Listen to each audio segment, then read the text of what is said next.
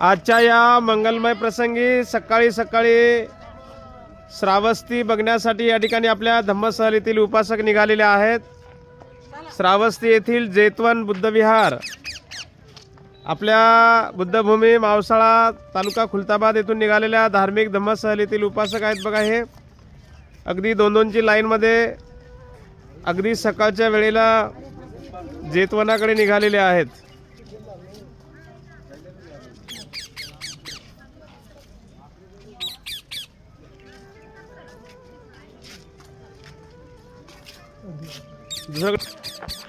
हे बघा एक बुद्धविहार आहे।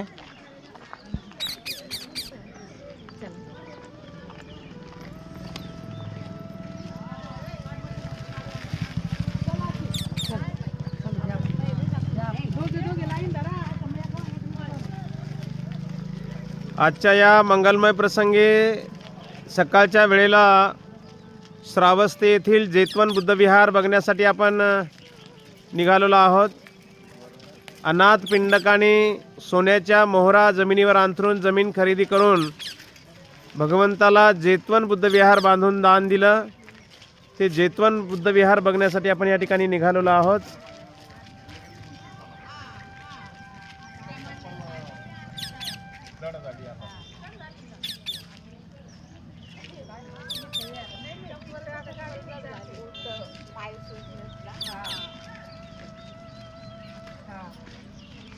या मंगलमय प्रसंगी अगदी सकाळी सकाळी जेतवन ज्या ठिकाणी अनाथ पिंडकाने सोन्याच्या मोहरा अंथरून जमीन खरेदी करून भगवंताला जेतवन बुद्धविहार बांधून दान दिलं।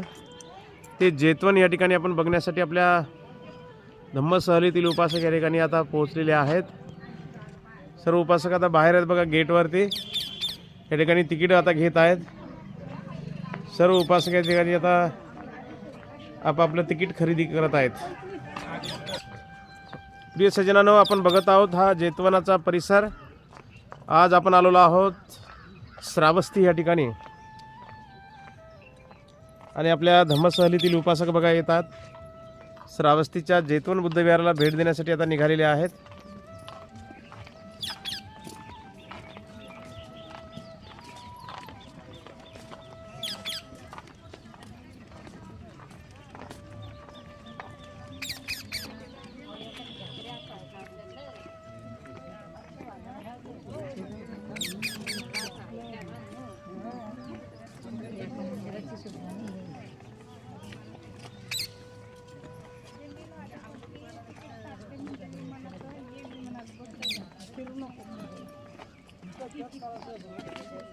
मला कळायला पाहिजे।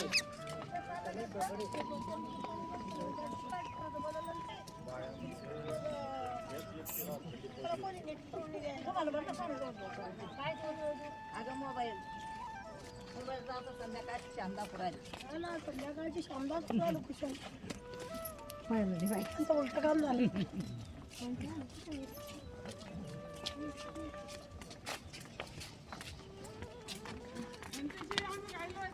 अशा पद्धतीने आज आपण आलेलो आहोत श्रावस्ती येथील जेतवन बुद्धविहार बघण्यासाठी।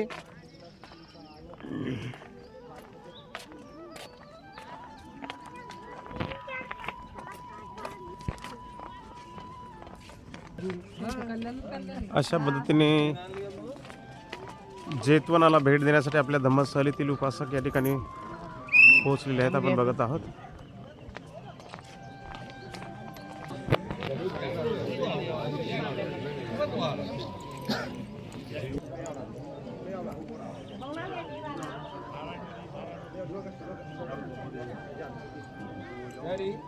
एका लाईनने बसायचं अलीकडे। प्रिय सज्जनांनो, आजच्या या मंगलमय प्रसंगी या पवित्र ठिकाणी आपण धम्मसहलीतील उपासकांना घेऊन आलेलो आहोत श्रावस्ती येथील जेतवन बुद्धविहार। आणि याच ठिकाणी हे मेन जेतवन बुद्ध विहार आहे.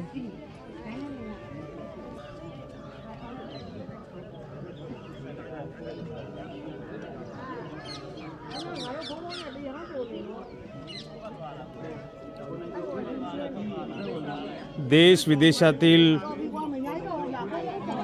बौद्ध भिक्षू आणि अनेक देशातील उपासक उपासिका या ठिकाणी मोठ्या श्रद्धेनं, कारण या ठिकाणी भगवंतानी विहार केलेला आहे.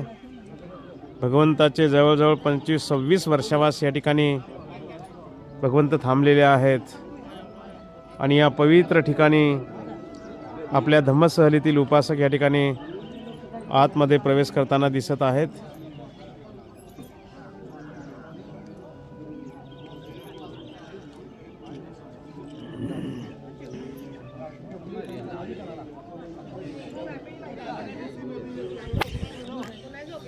प्रिय सज्जनांनो, आजच्या या मंगलमय प्रसंगी सकाळच्या वेळेला बुद्धभूमी मावसाळ्यावरून निघालेल्या धार्मिक धम्मसहलीतील उपासकांना आज श्रावस्ती येथील जेतवन बुद्ध विहाराला भेट देण्यासाठी आपण या ठिकाणी आणलेला आहे.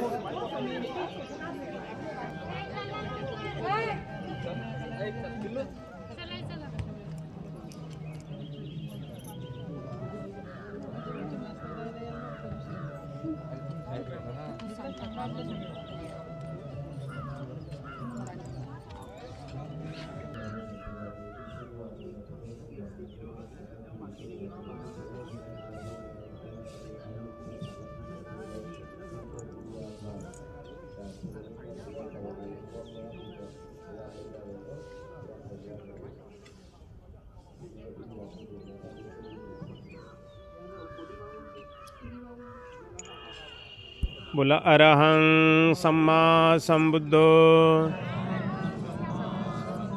भगवा बुद्धं भगवन्तं अभिवादेमि. स्वाख्यातो भगवता धम्मो धम्मं नमस्सामि.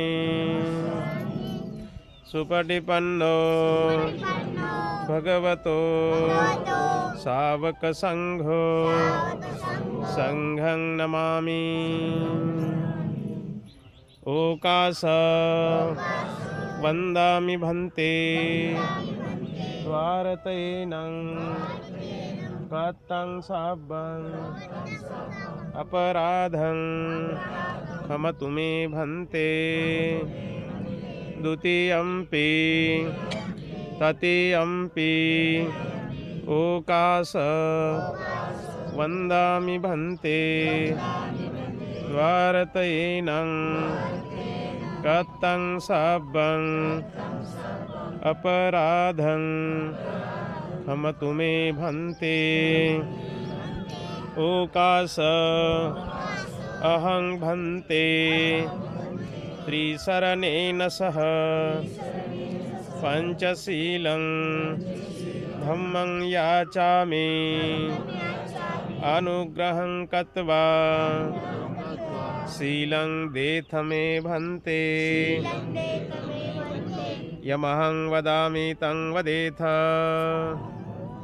नमो तस्स भगवतो अरहतो सम्मा संबुद्धस्स.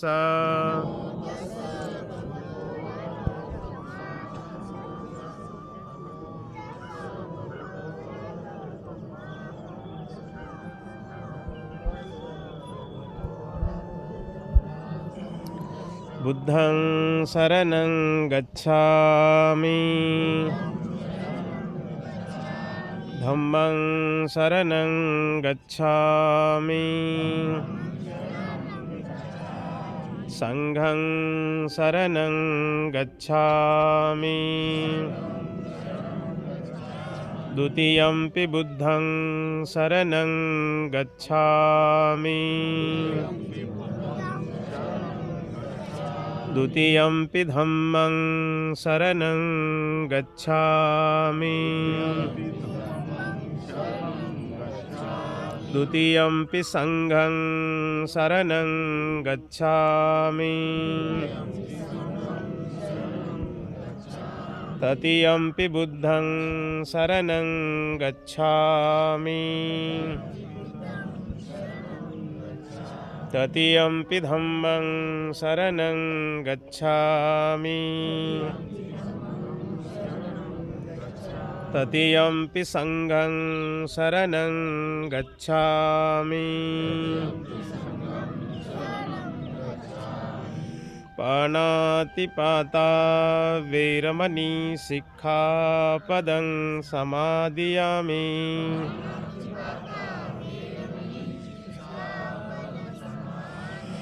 अदिन्नदाना वेरमणि सिक्खापदं समादियामि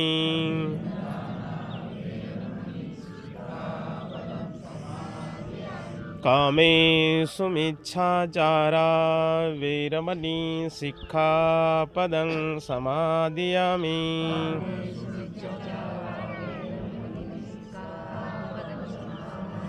मुसावादा वेरमणि सिक्खापदं समादियामि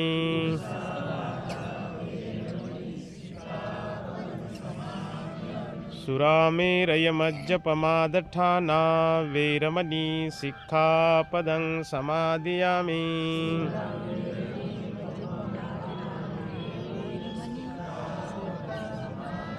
त्रिसरणेन सदिं पञ्चशीलं धम्मं साधुकं सुरक्षितं कत्वापमादेन सम्पादेथ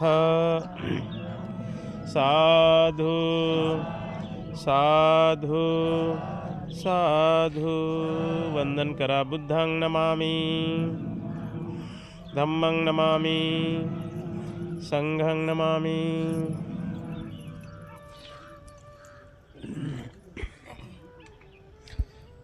महाकारुणिक तथागत भगवान बुद्ध महामानव बोधिसत्व डॉक्टर बाबासाहेब आंबेडकर आपल्या धम्मसहलीतील सर्व श्रद्धावान बौद्ध उपासक उपासिका माता भगिनी बांधवांनो, आजच्या या मंगलमय पावन पवित्र या शुभदिनी सकाळच्या वेळेला आपण आज पोहोचलेलो आहोत श्रावस्ती येथील जेतवन बुद्ध विहार. तुम्हाला माहितीच आहे, आपणा सर्वांच्या घरामध्ये बुद्ध आणि त्यांचा धम्मग्रंथ आहे आणि बौद्ध साहित्यामध्ये अनाथपिंडकाचं नाव लक्षामध्ये येते. अनाथपिंडक हा फार मोठा एक व्यापारी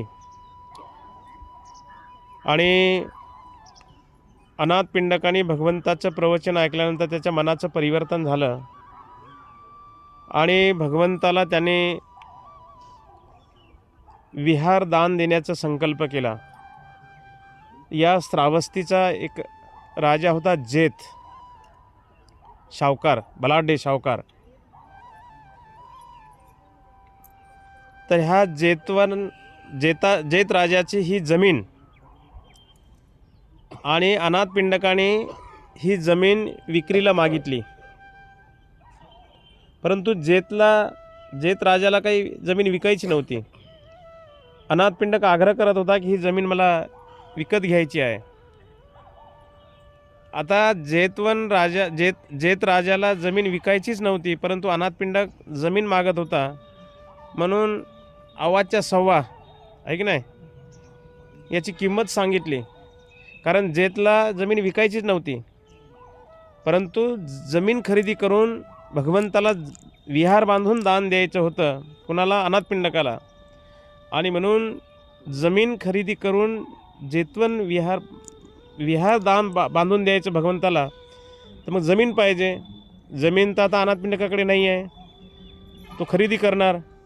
परंतु एखादी वस्तू जर कुणाला विकायची नसेल आणि समोरचा व्यक्ती जर बळजबरीत समजा आग्रह करून जर मागत असेल, तर त्या जमिनीचा भाव रेट आपण वस्तूची भाव रेट शिल्लकच सांगतो की नाही. मग त्या जेत राजाने काय केलं की अनाथपिंडकाला, मला तुला जर जमीन खरेदी करायची असेल, लक्षामध्ये, तुला जर जमीन खरेदी करायची असेल तर माझी एक अट आहे. ते म्हणते नेमकं काय अट आहे? तर तो जेत राजा अनाथपिंडकाला म्हणतो की तुला जेवढी जमीन पाहिजे तेवढी जमिनीवर तू सोन्याच्या मोहरा अंथरायच्या आणि जेवढी जमिनीवर तू मोहरा अंथरशील तेवढी जमीन मी तुला विकणार. म्हणजे त्या सोन्याच्या मोहरात तो जेतराजा घेणार आणि तेवढी जमीन त्या अनाथपिंडकाला विकणार. असं म्हणता क्षणी तो अनाथपिंडक एवढा खुश झाला आणि त्याने आपल्या नोकरांना, सेवकांना, सर्वांना सांगितलं की चला बैलगाड्या भरू पूर्ण त्याचा खजिना इकडे आणि इकडं या जमिनीवरती सोन्याच्या मोहरा अंथरल्या. आणि जमिनीवर सोन्याच्या मोहरा अंथरून पूर्ण जमीन ही पूर्ण पॅक केली त्याने. आणि थोडीशी जमीन बाकी आहे, जमिनीचा भाग थोडासा शिल्लक राहिलेला, तेवढ्यामध्ये तो जमीन मालक जो आहे जेतराजा येतो आणि पाहतो तर संपूर्ण जमिनीवरती सोन्याच्या मोहरा अंथरलेल्या आहेत आणि थोडीशी जमीन बाकी आहे. तेव्हा तो जेतराजा म्हणतो की हे अनाथपिंडका, नेमकं तुला हे कशासाठी लागते जमीन? तेव्हा तो अनाथपिंडक म्हणतो की ही जमीन खरेदी करून मला भगवंताला विहार बांधून दान द्यायचं आहे. मग तो जेतराजा विचार करतो की जर दान देण्यासाठी एवढ्या सोन्याच्या मोहरा अंथरून जमीन जर खरेदी करत असेल तर मग याच्यामध्ये माझं पण थोडंफार काही दान असलं पाहिजे. आणि मग तो जेतराजा अनाथपिंडकाला म्हणतो की आता जे थोडीशी शिल्लक राहिलेली जमीन आहे त्याच्यावर त्या जमिनीवर सोन्याच्या मोहरा अंथरू नको, तेवढी जमीन माझ्याकडून तुला दान देते. तू जर दान देतोय तर त्याच्यामध्ये माझा थोडासा वाटा राहू दे.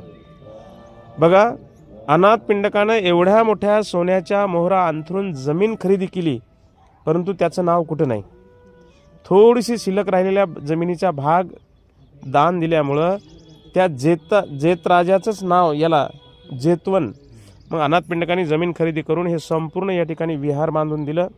भिक्खूंची राहण्याची व्यवस्था, खाण्याची व्यवस्था, भिक्खू संघाला रात्रंदिवस त्यांची पूर्ण जे काही लागणार अन्नदान, भोजन, हे ते, तर अशा पद्धतीने ही जमीन खरेदी करून अनाथपिंडकांनी भगवंताला विहार बांधून दिलं, जेतवन.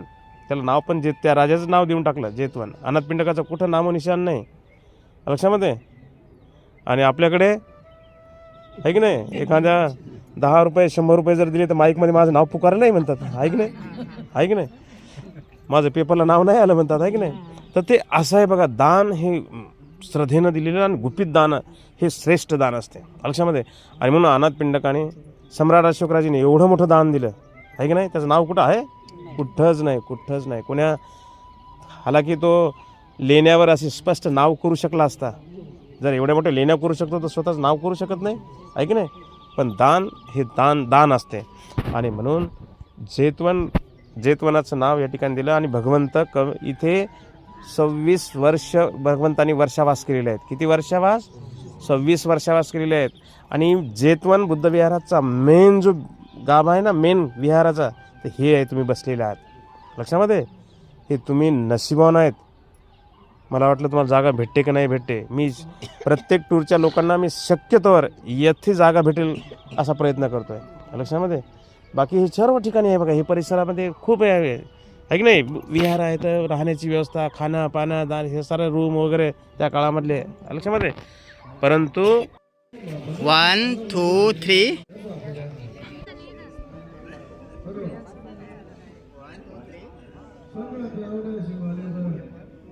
रेडी 1 2 3.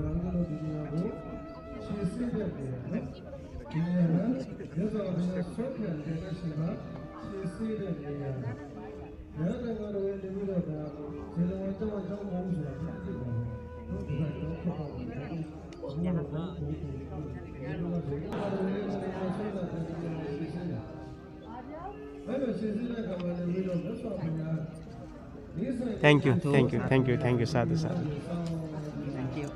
ओके.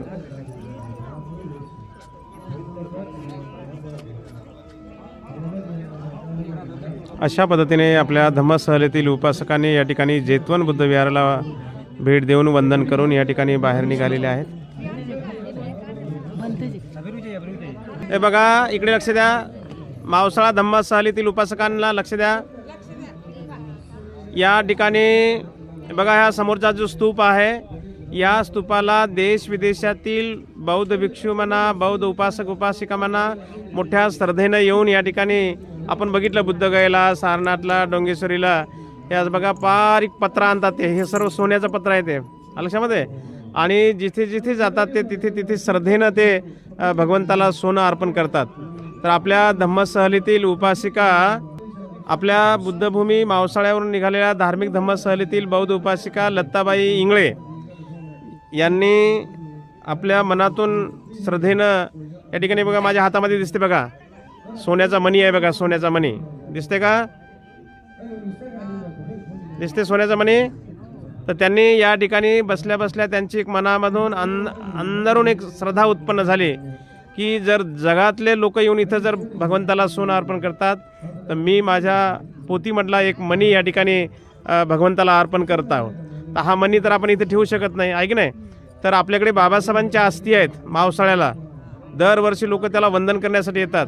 तर त्या अस्थी कलशाला जो काही कलश आहे त्या कलशाला सोनं चढवण्यासाठी जे काही आपण हे करणार आहोत तर त्याच्यासाठी हा मणी वापरला जाईल. तर त्या आईच्या प्रति आपण सर्वांनी एकदा साधुकार करा, म्हणा साधू साधू साधू. अशा पद्धतीने आज जैतवन बुद्ध विहाराला सर्व उपासकांनी या ठिकाणी भेट दिलेली आहे. तर आता आपण जाणार आहोत आनंद बौद्धी वृक्षाकडे.